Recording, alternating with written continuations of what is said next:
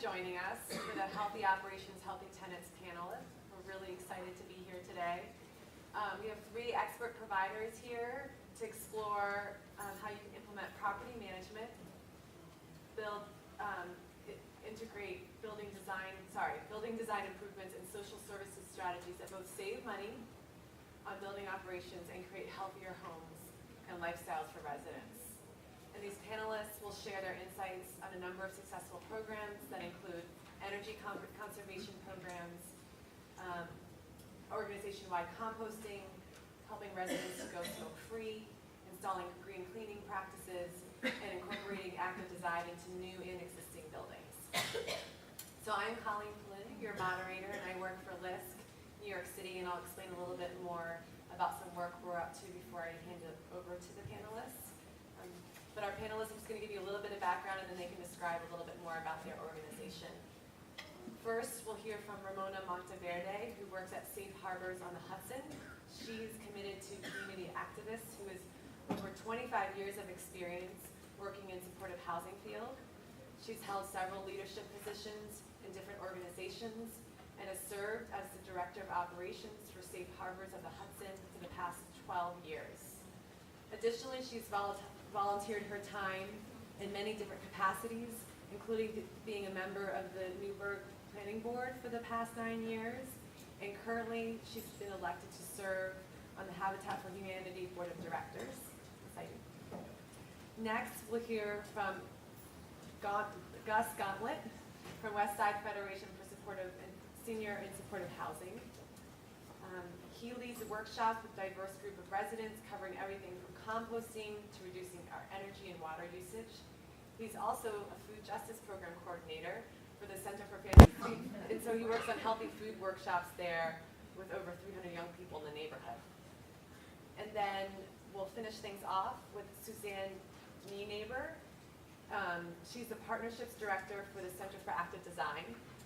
It's a nonprofit organization dedicated to promoting health through the design of buildings, streets, and neighborhoods. With expertise in training and facilitation, Suzanne has orchestrated over 100 presentations and participatory workshops that encourage designers, planners, developers, and policymakers to transform the built environment to support physical activity and healthy eating. And from 2010 to 2012, she consulted for New York City's Interagency Active Design Team, where she developed and implemented training programs to familiarize public and the private sector professionals with New York City's award-winning active design guidelines.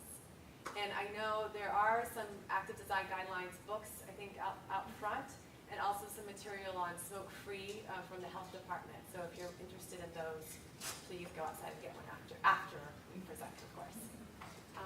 So quickly, before I hand it off to our panelists, I'm just going to go over a little bit of work that we do at LISC around green and healthy property management too. So LISC, just in case you aren't aware, is an intermediary nonprofit that helps to revitalize low-income neighborhoods. We have a comprehensive strategy that we call sustainable communities, but essentially we've done a lot to develop and preserve affordable housing, and we're going back into those same neighborhoods and working in tandem with our Community Development Corporation partners just to make sure that you have a good place to live, but also to work, to raise a family, and to have a business. We really see the work that we're doing a little bit around health that I'll explain, that we're transforming places to help people make healthier choices. What we're really doing is helping to promote zip code development. We've all seen a lot of research lately that talks about the zip code you live in really has a lot to do with your current health and health outcomes in the neighborhood. So I run our Green and Healthy Neighborhoods program at LISC, and essentially we're aiming to create more energy efficient and environmentally sustainable communities. And we worked alongside with enterprise communities to go through a weatherization process, and we had ARA funding. It's $15 million. And in 2012, we wrapped up weatherizing a little over 2,200 units of affordable housing. And so with that experience, while it was wonderful to be able to go into these buildings that really needed that work done, at the same time, we really wanted to do more for those buildings because they were in high need and think about other health interventions and do some more holistic approaches. But because of the time and the money, we weren't able to. talk a little bit about just what we decided to do after that, because with some of the constraints we saw with our weatherization funding. Before that, I'll cover a little bit about the housing quality and health in New York City, some cost issues challenging affordability, and this innovative strategy that we've come up with. And Westside Federation is one of our partners on this, and Dina Davis is helping us with that. She's in the room right now. So first of all, just quickly to go over, asthma is the most common childhood illness in New York City, and it's definitely worsened by housing related allergens, pests, mold, moisture, secondhand smoke. Heart disease is also a leading cause of death among New Yorkers.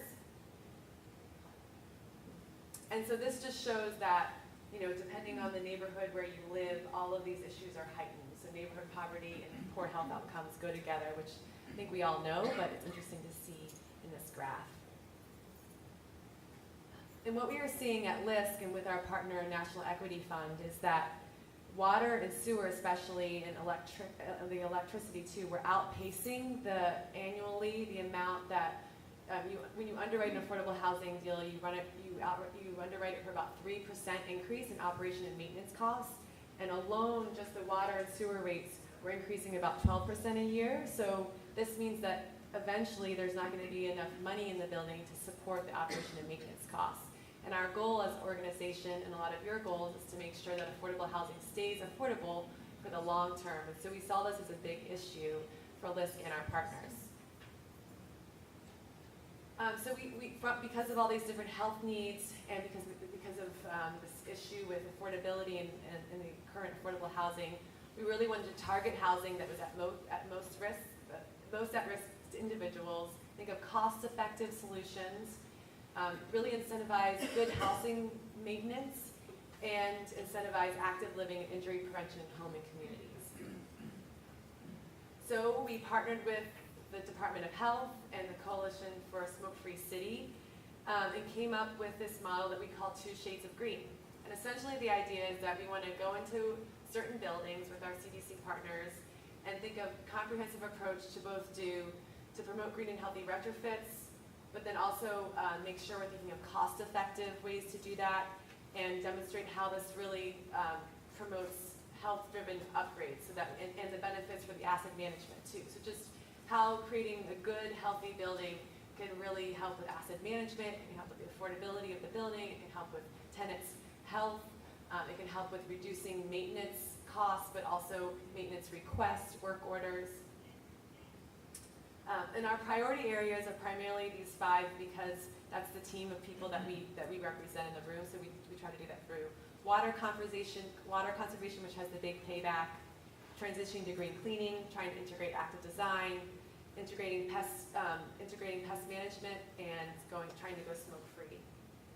I won't go into too much more detail because I want to give folks a chance to talk, but we're working with 5 of our Community Development Corporation partners to really establish some baselines, do some pre and post surveys, and evaluate this process over time. Again, Wishfish is one of our partners through this process we're really excited about. And by the end of 2015, we hope to have some results to show folks. And we do have funding through State Farm, so each of our CDC partners are receiving some funding to have some staff time to concentrate this effort on us. We actually have a case study from Wishfish on their water conservation for one of their buildings, Brinken Court, that Dina has a copy. We have some copies in the back that we can show you. And we can talk to you about that if you're interested. Same thing with green cleaning. What we're seeing is that it's actually cost effective to go green cleaning. St. Nick's transitioned to green cleaning. One of our other CDC partners installed 25% reduction in cost over time after we did kind of a pre and post assessment. As I mentioned, we have a grant through State Farm. We're putting together a finance table this summer to kind of think of other strategies and mechanisms to integrate green and health interventions into affordable housing financing and operations. And I'm pleased to say that HPD is one of our collaborators on that, as well as the health department who's kind of leading it. So we're excited to see the outcomes that come of that.